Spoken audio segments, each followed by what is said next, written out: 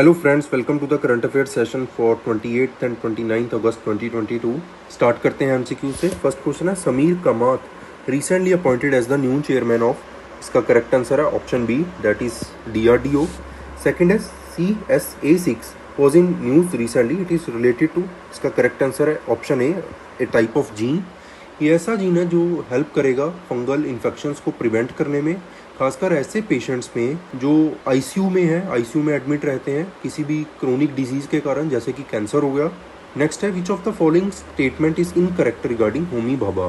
First statement बिल्कुल सही है, इन्होंने सेटअप किया था Tata institute of fundamental research. Second भी सही है, थर्ड भी बिल्कुल सही है। क्वेश्चन में क्या पूछा गया? इनकरेक्ट। तो इनकरेक्ट स्टेटमेंट कौन सी है? Option D.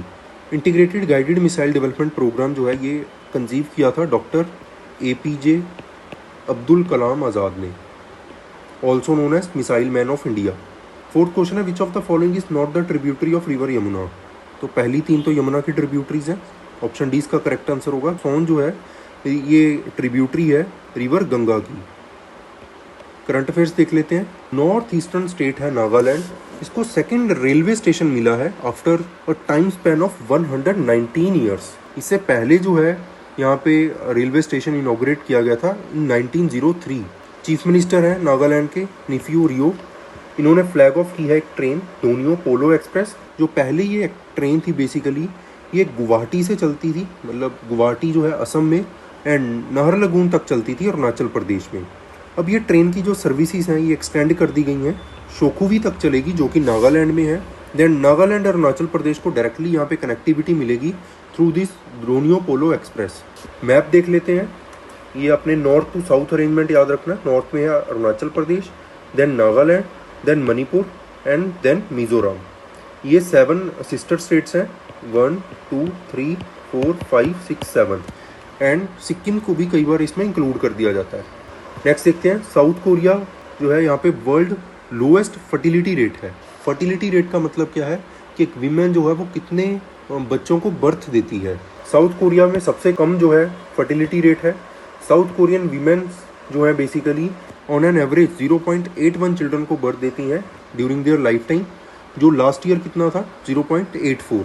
United Nations global population projections and world bank data के मुताबिक क्या है कि कोरिया जो है फास्टेस्ट एजिंग नेशन है, कि सबसे ज़्यादा बुजुर्ग लोग जो हैं वो यहाँ पे मिलेंगे among those countries having GDP of at least $30,000। Then bank of Korea के जो गवर्नर है री शेंग योंग, इन्होंने वार्न किया था कि स्लोएस्ट फर्टिलिटी के कारण जो नेशन की इकोनॉमी है उसको भी खतरा है, क्योंकि पॉपुलेशन जो है वो एज करती जा रही है एंड प्रोडक्टिविटी जो है ओवरऑल स्लो होती जा रही है। देन इनफैक्ट जो OECD कंट्रीज़ हैं, that is organisation for economic cooperation and development countries, इसमें भी इन मेंबर्स के बीच में अगर हम बात करें तो उसमें भी कोरिया जो है वो बॉटम पे है। एंड इससे क्या होगा बेसिकली कि जब पॉपुलेशन एजिंग होती रहती है पॉपुलेशन की, तो इस वजह से जो वर्कफोर्स की प्रोडक्टिविटी है वो कम हो जाती है। एंड वर्कफोर्स प्रोडक्टिविटी की या वर्किंग एज जो पॉपुलेशन की अगर हम बात करें तो वो जो एज है वो है 15 से लेकर 59 ईयर्स तक, जो वर्किंग एज पॉपुलेशन है। ये पॉपुलेशन की रेशो कम होगी तो क्या होगा? ओवरऑल प्रोडक्टिविटी भी कम होगी एंड स्टेट के ऊपर ओवरऑल जो है बर्डन भी बढ़ जाता है, क्योंकि पेंशन्स प्रोवाइड करनी पड़ती हैं। देन एल्डर्स के लिए वेलफेयर स्कीम्स जो हैं उस पर भी सरकार का ज़्यादा खर्च आता है। नेक्स्ट देखते हैं, नेशनल स्पोर्ट्स डे ये ऑब्जर्व किया जाता है 29 अगस्त को to commemorate the birth anniversary of Indian hockey legend, that is major Dhyan Chand. और थीम क्या है इस डे की? Sports as an enabler for an inclusive and fit society. Tribute पे किया जाता है इस दिन। एंड गवर्नमेंट ने ये डे जो है सेलिब्रेट करना सबसे फर्स्ट टाइम कब किया था? 2012 में as a national sports day. Then ministry of youth affairs and sports ने अनाउंस किया है कि वो मीट द चैम्पियन जो है एक इनिशिएटिव लॉन्च करेंगे, और 26 स्कूल्स जो हैं पूरी कंट्री में उनमें ये इनिशिएटिव जो है लिया जाएगा। इस इनिशिएटिव के अंडर क्या है, बेसिकली जो चैम्पियन एथलीट्स हैं वो स्कूल चिल्ड्रंस को मिलेंगे, उनको ओवरऑल इंस्पिरेशनली बूस्ट करेंगे, देन अपने एक्सपीरियंसेस शेयर करेंगे, कुछ लाइफ लेसन्स उनको देंगे, डाइटरी एडवाइस देंगे, ताकि वो फर्दर जाकर स्पोर्ट्स जो हैं स्पोर्ट्स में पार्टिसिपेट कर सकें। इस स्कीम को मीट द चैम्पियन इनिशिएटिव को लॉन्च किया था दिसंबर last year Olympic gold medallist Neeraj Chopra ने, जो जेवलिन थ्रो के प्लेयर हैं। मेजर ध्यानचंद जी के बारे में पढ़ लेते हैं। इनका बर्थ हुआ था 29 अगस्त 1905 को प्रयागराज उत्तर प्रदेश में। Gold medal winning Indian hockey team के मेंबर रहे थे ये बर्लिन ओलंपिक्स में 1936 में। उनके कैप्टन रहे थे इस टीम के। इसके अलावा 1928 एंड 1932 जो ओलंपिक विनर टीम थी इंडियन हॉकी, उसके ये मेंबर भी रहे हैं। मेजर ध्यानचंद जी ने अपनी इंटरनेशनल करियर में 400 गोल्स किए हैं एंड टोटल जो है डोमेस्टिक प्लस इंटरनेशनल मिलाकर 1000 के अराउंड गोल्स इन्होंने पूरे अपने करियर में किए हैं।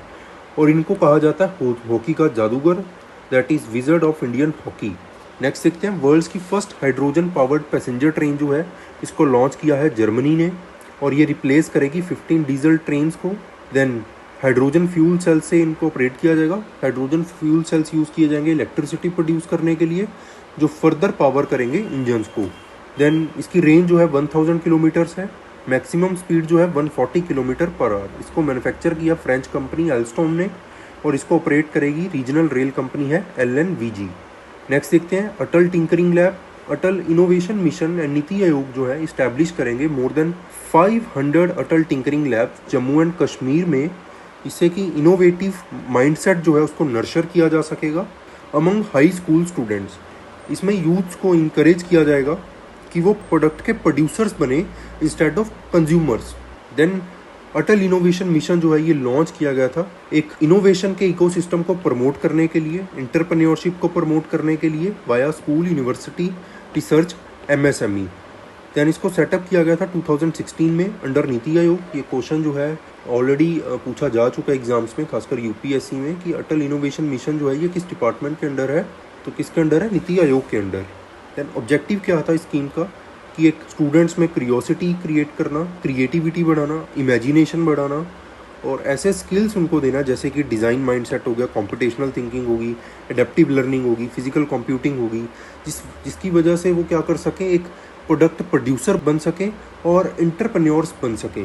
नीति आयोग के बारे में आपने याद रखना है, ये एक non constitutional, non statutory body है।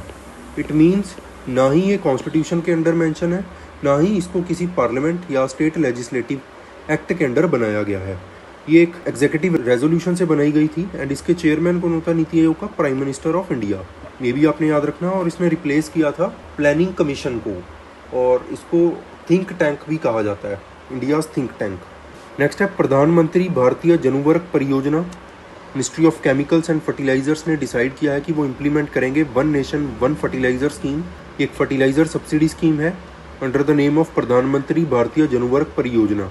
स्कीम के अंडर बेसिकली क्या होगा कि जितने भी सब्सिडाइज्ड फर्टिलाइजर्स हैं उनको एक ही ब्रांड नेम के अंडर बेचा जाएगा, और ब्रांड नेम क्या होगा, भारत। और ये स्कीम जो है ये एप्लीकेबल रहेगी फर्टिलाइज़र कंपनीज़ के ऊपर, स्टेट ट्रेडिंग एंटिटीज़ के ऊपर, फर्टिलाइज़र मार्केटिंग एंटिटीज़ के ऊपर, जो यूज़ करेंगे भारत ब्रांड को।